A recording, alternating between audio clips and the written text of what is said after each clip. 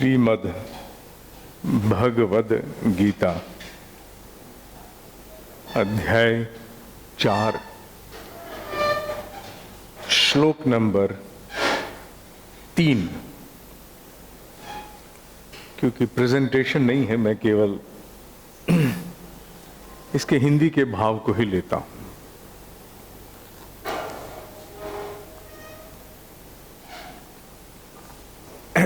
इस श्लोक में भगवान कृष्ण कहते हैं, क्योंकि तू मेरा मित्र है, सखा है,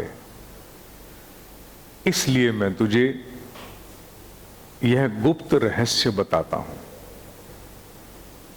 सामान्य दृष्टि से इस वाक्य को सुना जाए तो इसमें कुछ विशेष नहीं है। एक मित्र दूसरे को कह रहा है कि तू क्योंकि मेरा मित्र है, भक्त है, इसलिए मैं तुझे एक मन की गहरी बात बताता हूं या रहस्य की बात बताता हूं।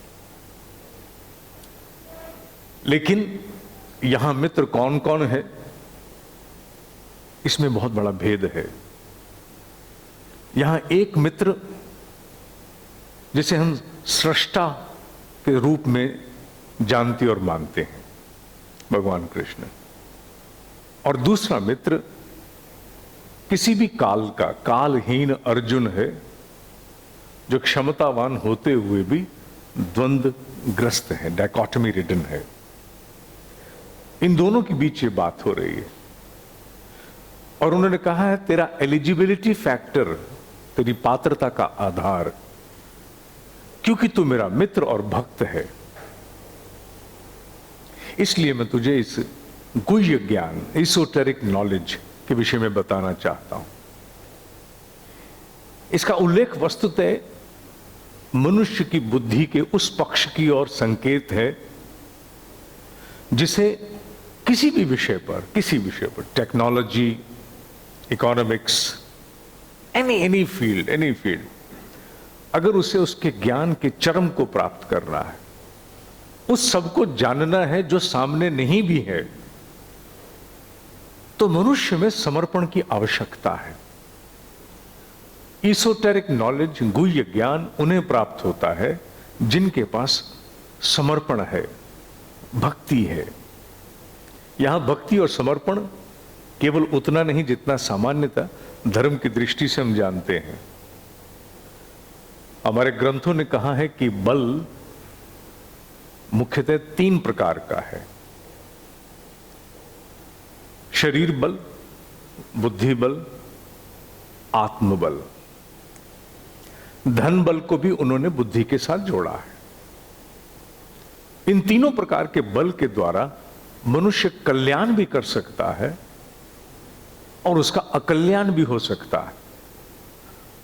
आत्मबल के द्वारा मनुष्य बहुत सा तप एकत्रित करके अनेकों के विचारों को प्रभावित कर सकता है और बहुत सा आत्मबल एकत्रित करके लोगों की छोटी छोटी कामनाएं पूरी कर सकता है। इन दोनों में भेद है।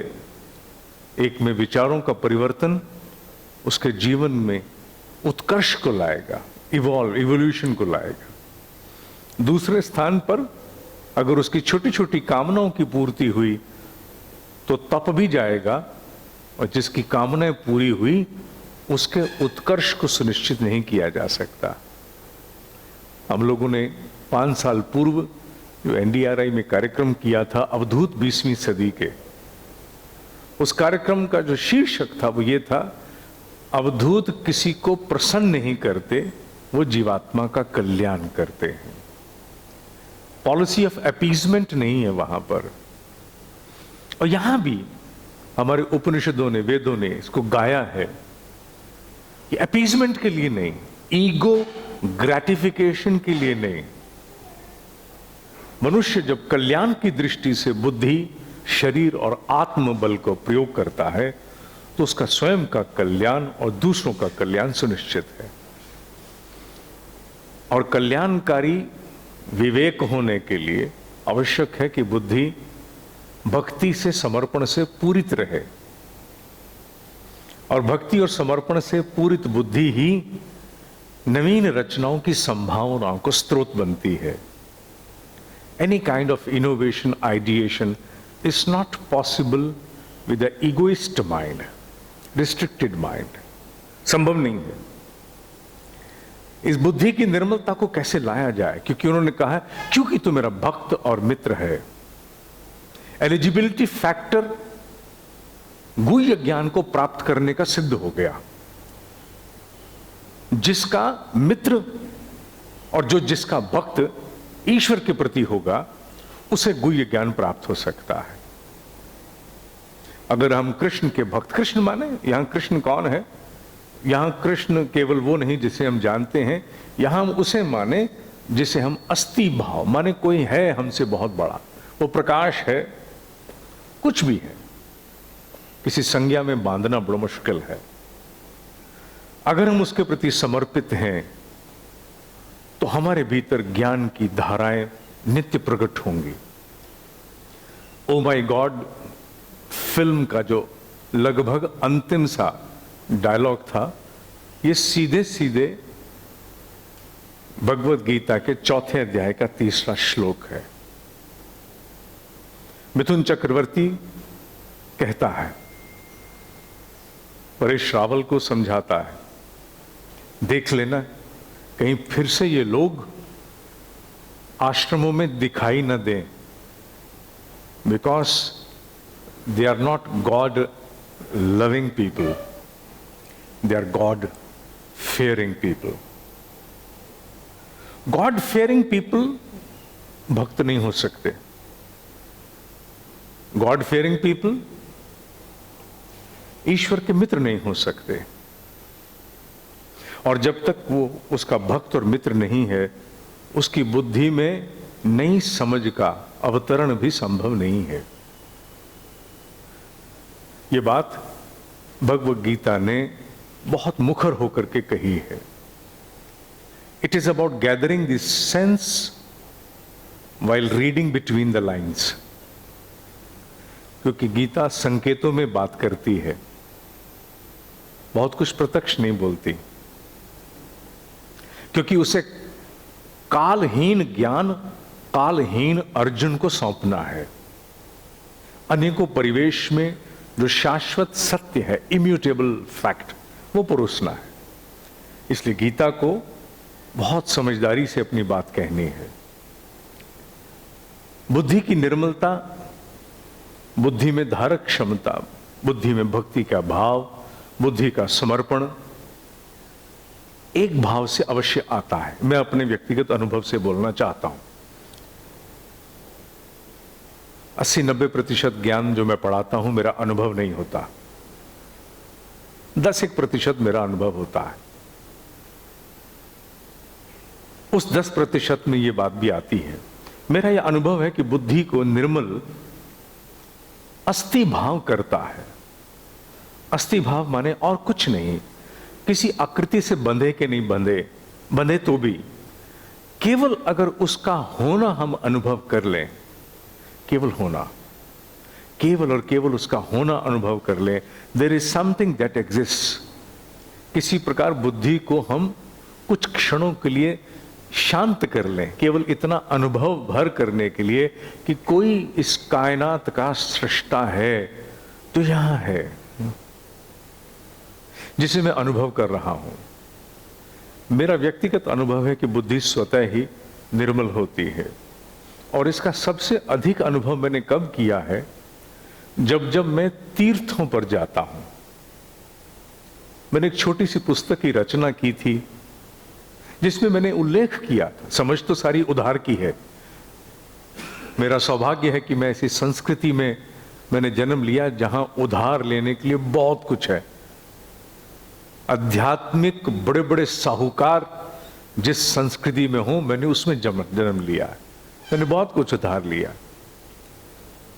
हमारी थाती हमें यह कहती है कि तीर्थ और तीर्थ चेतना दो अलग सत्य हैं। और तीर्थ की चेतना तीर्थ से बंधी नहीं होती। हम तीर्थ जाते हैं, लेकिन हम में से बहुत नगण्य हैं जो तीर्थ चेतना के साथ तादात्म्य स्थापित कर पाते हैं। मेरे ऋषि कहा करते थे, गंगा का पानी किसी के पाप नहीं धोता, लेकिन गंगा का प्राण पाप की वृत्ति को नष्ट कर सकता है। समस्या यह है कि हम पानी को तो मिल आते हैं, प्राण अछूता रह जाता है।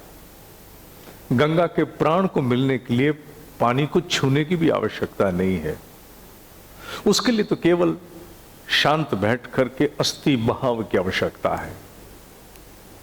At times this solution is so simple, it appears to be stupid. यह अध्यात्म में बहुत बड़ा सौंदर्य है। बड़े बड़े प्रश्नों के समाधान इतने सरल होते हैं कि उन्हें देखते ही लगता है तो मूर्खता है, ऐसा थोड़ी होगा। मेरा मन जो अनुभव साझा करना है आपके साथ भी, मेरा मन है होता है कि जब मैं कहीं से होके आऊं जो अनुभव बटोर के लाऊं वो बांटूं। अभी पिछले सप्ताह एक कार्यक्रम के अंतर्गत मुझे सोमनाथ जी और द्वारिका जाना था। वस्तुतः जिस आस्था में मैंने जन्म लिया उसमें 4 धाम आवश्यक हैं।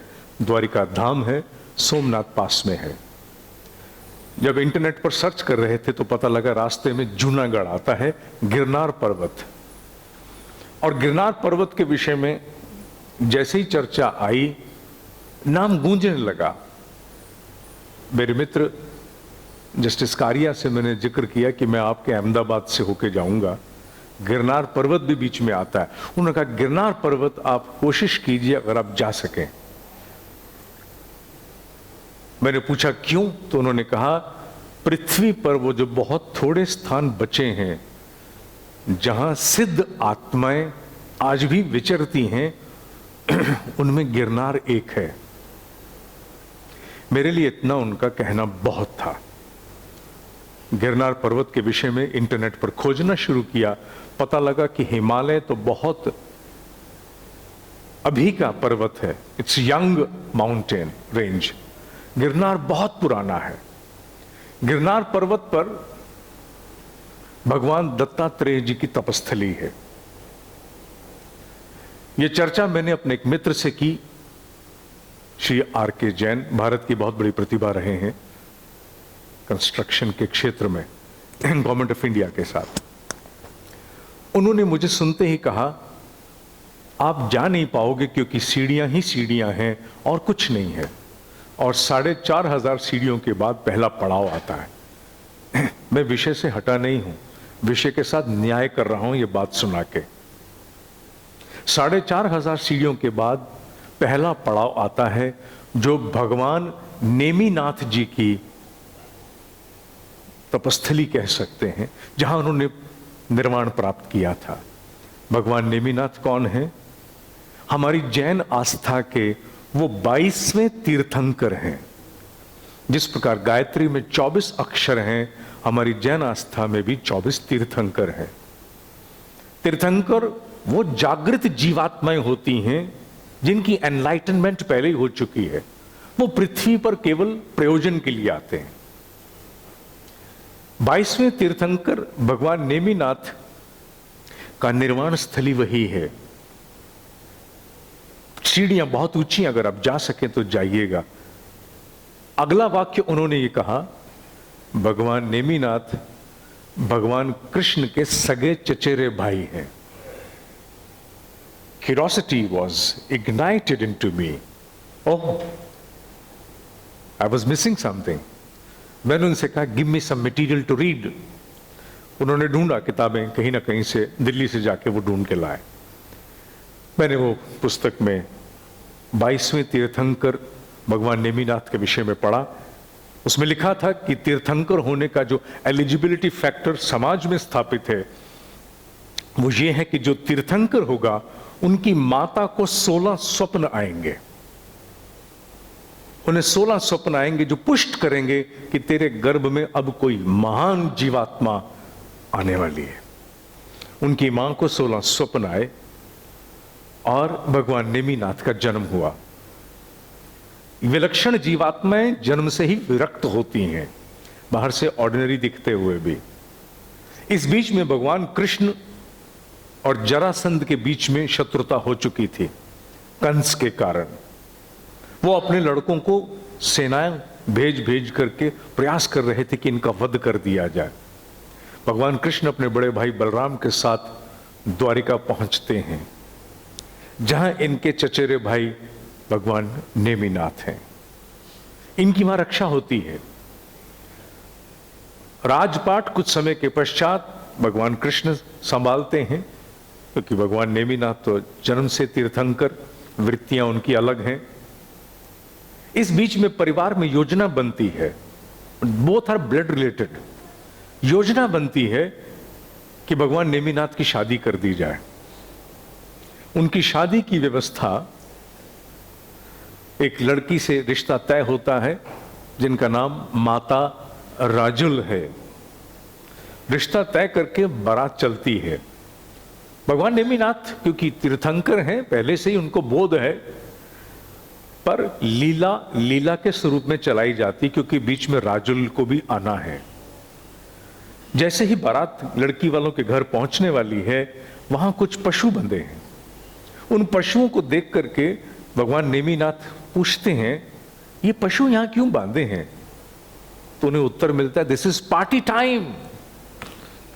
आज शाम को भोजन होगा, आपकी शादी है, ये सब्जियां खड़ी हैं,